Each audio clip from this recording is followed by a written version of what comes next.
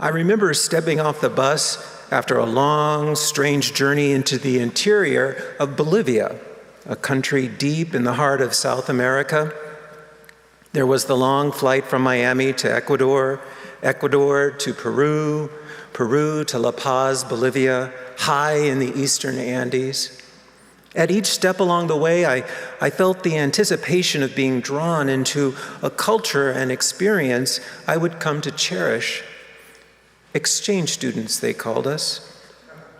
Even though I had a name and a photograph and plenty of support along the way, I was going to live with complete strangers, a family who agreed to take me in.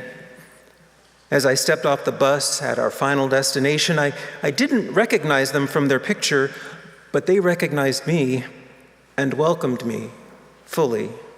They had planned for me. I had a room, I had a bed, I had welcome.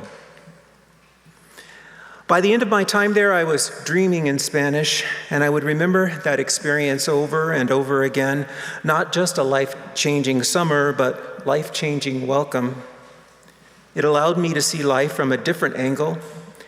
As I walked through those days and weeks, I dissolved into an America I didn't know existed, South America. I was assumed to be a part of it, a member from it. Brazil, as some affectionately called out to me. And in my heart, I discovered there are places you can go, people who will welcome you, and you can be seen for what you bring.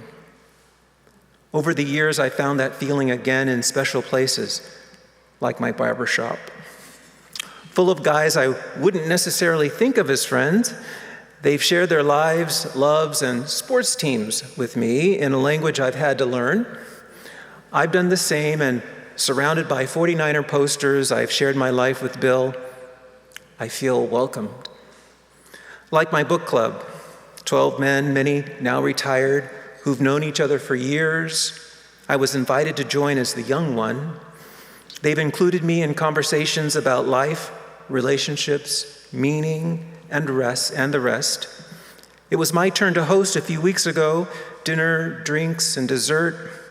While making a whipped cream, one of them came up behind me and said he hadn't heard the sound of a hand mixer since his grandmother used one. It was touching, and I felt seen and welcomed. In our UU Buddhist meditation group, I feel welcomed. No judgments. When I can make it, I can make it. When I can't, I can't. Radical welcome for me means putting aside myself and filling spaces with thoughts of the other, another, like my friends do when they welcome us when we visit. I want more of that. It feels great. And I wonder how I can extend that into the world.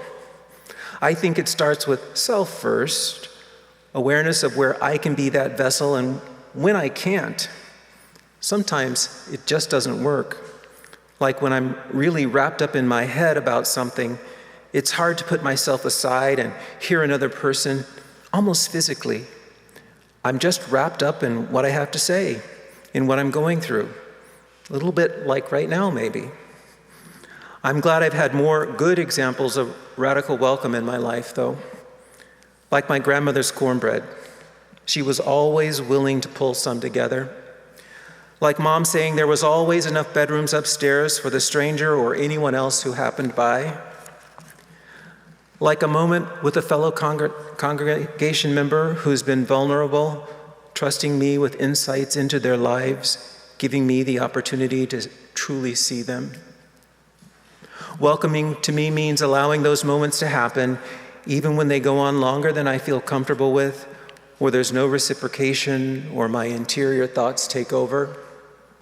It means meeting someone just where they are and realizing in an instant that I'm the person who's gone on too long, talked about myself without considering the other, that I've ignored what they had to say.